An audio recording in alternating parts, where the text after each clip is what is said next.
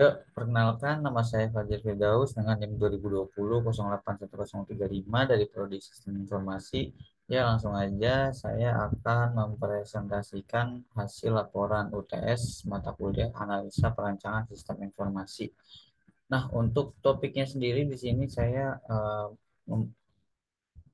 topiknya yaitu penerapan payment gateway Mitrans pada sistem informasi uji kompetensi atau bisa disebut SIUP di Universitas Pembangunan Jaya. Oke, sedikit informasi tentang aplikasi ini. Jadi di UPJ itu sebelumnya itu untuk mendaftar di ujian BNSP itu sebelumnya masih pakai kertas.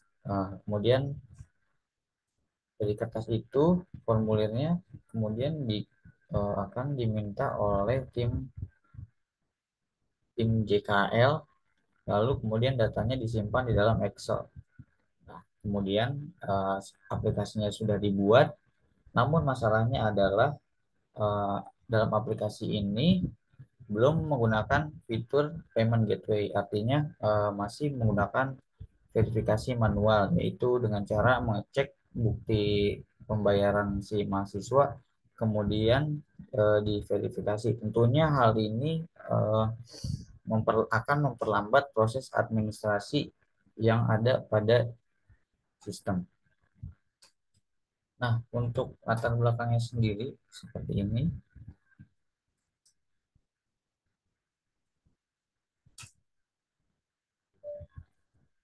Latar belakangnya, latar belakang, kemudian di sini saya menjelaskan apa itu payment gateway. Nah, kemudian di sini yang kedua itu ada kebutuhan sistem. Jadi dalam sistem itu yang dibutuhkan adalah registrasi. Sebenarnya registrasi ini fiturnya udah ada dan sudah jadi. Registrasi perlu dilakukan untuk memastikan bahwa yang mendaftar hanya mahasiswa dari Universitas Pembangunan Jaya. Tujuan yang diharapkan yakni sistem bisa mendapatkan akses bagi mahasiswa yang baru akan mengikuti ujian. Ya, jadi pas registrasi itu si mahasiswa itu memasukkan NIM, nama lengkap, email, dan password. Nah, kemudian dari form yang dimasukkan si mahasiswa akan mengirimkan email verifikasi untuk aktivasi akun.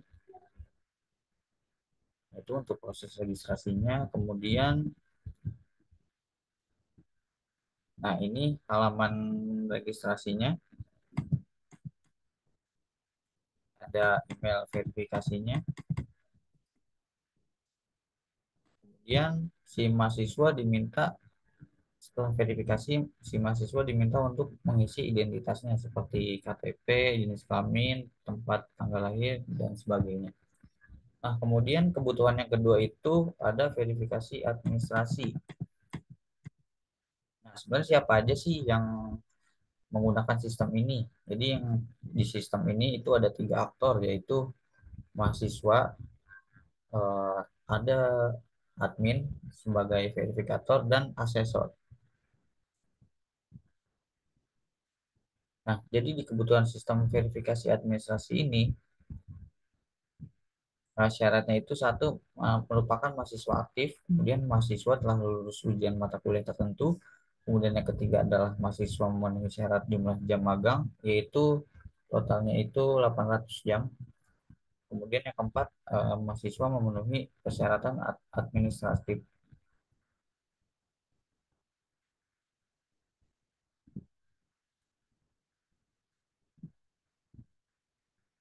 Oke, untuk yang selanjutnya itu ada verifikasi pembayaran. Nah, pada bagian verifikasi pembayaran ini, itu kan tadi sudah saya jelaskan bahwa masih manual.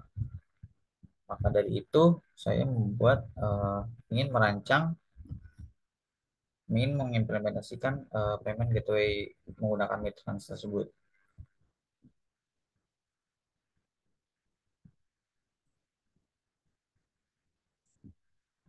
Oke, selanjutnya ini ada spesifikasi hardware dan spesifikasi softwarenya.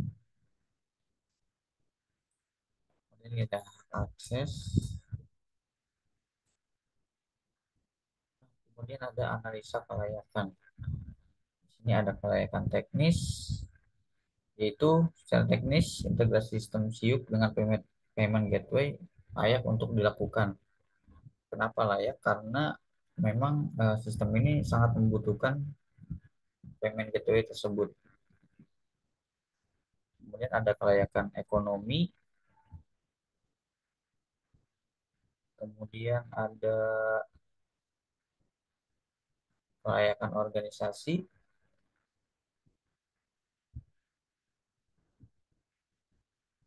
Nah, terus kita langsung masuk ke yang keempat, yaitu metode pengumpulan data. Di sini ada observasi. Observasi itu dilakukan awal untuk mengamati bagaimana mahasiswa menggunakan SIUP dan bagaimana tim admin bekerja dengan bantuan SIUP serta mencoba sendiri bagaimana pengalaman menggunakan SIUP. Nah, observasi ini perlu dilakukan karena hal ini merupakan cara peneliti untuk ikut melihat ke dalam sudut pandang pihak yang terlibat. Nah, kemudian yang kedua itu ada wawancara, di mana wawancara itu dapat dilakukan oleh pengguna dan admin. Wawancara merupakan bentuk interaktif dan observasi. Nah, jadi kita akan wawancara ke si mahasiswa, ke si asesor, dan ke admin. Kemudian ada studi literatur. Ini dilakukan untuk mengetahui gambaran SIUP yang sudah berjalan berdasarkan dokumentasi yang ada sebelumnya. Nah, kemudian langsung aja ke hasil analisis. Berdasarkan hasil analisis yang dilakukan mengenai SIUP, berikut adalah rangkumannya. Nah, sebenarnya SIUP ini sudah berjalan, namun mahasiswa melakukan pembayaran menggunakan QRIS, kemudian mengunggah bukti bayar. Admin akan melakukan verifikasi dari hasil bukti bayar yang diupload oleh user. Berdasarkan kondisi ini, maka peneliti menyarankan dilakukan pengembangan untuk menu verifikasi pembayaran yang dilakukan yakni integrasi payment gateway sehingga mahasiswa dan admin jadi nggak perlu repot-repot lagi buat verifikasi pembayaran si mahasiswa. Karena si payment gateway ini udah otomatis akan ngebaca transaksi si mahasiswa itu. Nah, kemudian ada rencana pengembangan sistem. Jika dilihat berdasarkan analisis kelayakan teknis ekonomi dan organisasi, maka seluruhnya menyatakan integrasi ini layak untuk dikembangkan.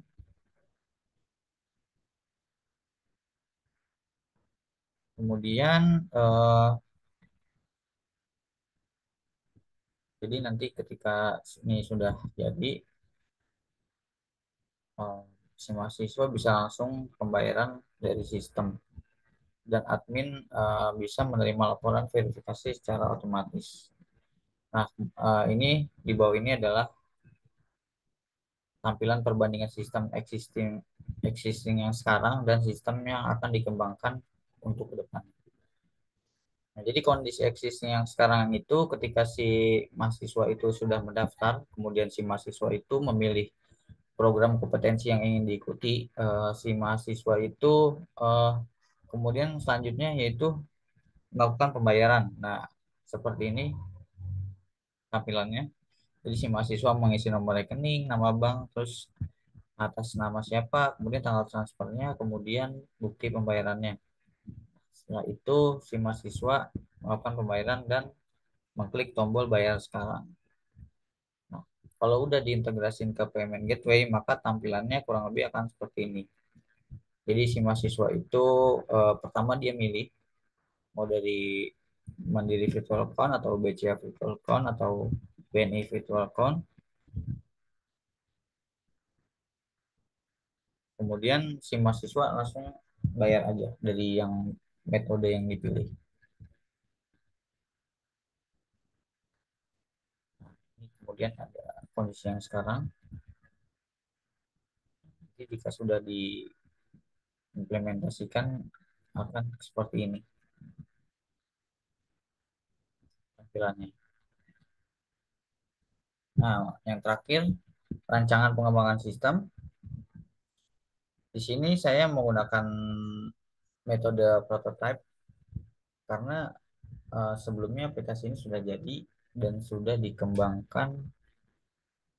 Aplikasi sudah jadi menggunakan metode prototype. Nah, untuk kedepannya, niatnya sih ingin menggunakan metode prototype.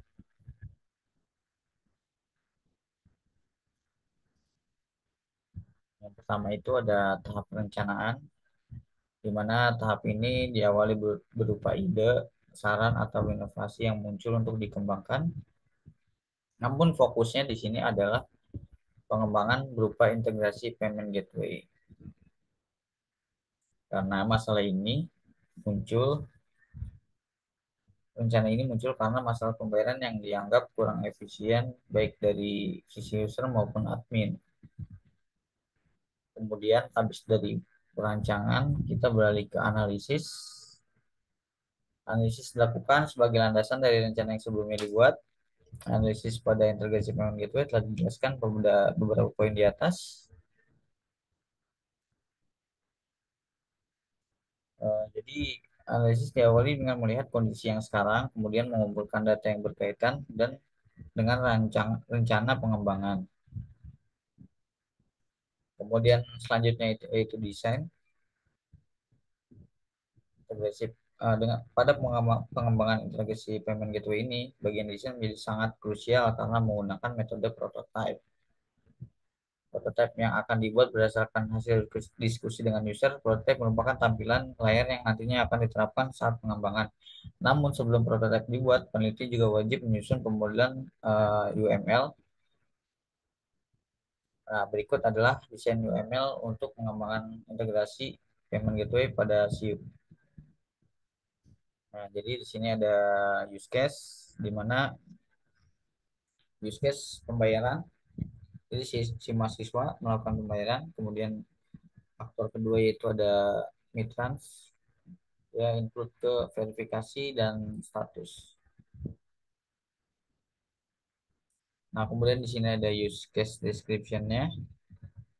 Use case name-nya itu pembayaran, priority-nya high. Di sini ada deskripsinya, mahasiswa akan melakukan pembayaran pada SIU, kemudian menu pembayaran terhubung dengan payment gateway mitrans. Dari kondisinya, verifikasi akun, login, lulus verifikasi dokumen administratif. Nah, kemudian di sini ada normal course-nya. Di sini ada post condition-nya. Kemudian di sini ada escaption. Nah, kemudian selanjutnya di sini ada activity diagram, di mana si mahasiswa itu pertama itu dia memilih metode pembayaran. Selanjutnya bayar sesuai metode. Verifikasi, jika gagal maka akan dikembalikan ke status belum bayar. Jika terverifikasi maka pembayaran akan berhasil dan mengupdate status pembayarannya. Nah, selanjutnya di sini ada sequence diagram pembayaran, di mana mahasiswa akan melakukan pembayaran lalu ditampung oleh metode pembayaran,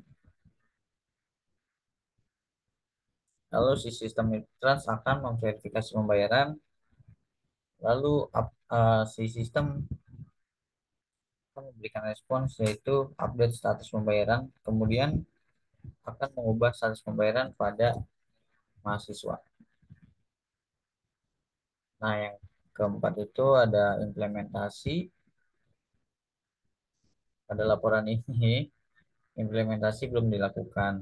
Implementasi pastinya akan melibatkan banyak pihak dan memerlukan perizinan resmi dan dari pihak terkait, sehingga tahapan ini menjadi penentu apakah rencana pengembangan bisa dilakukan atau tidak.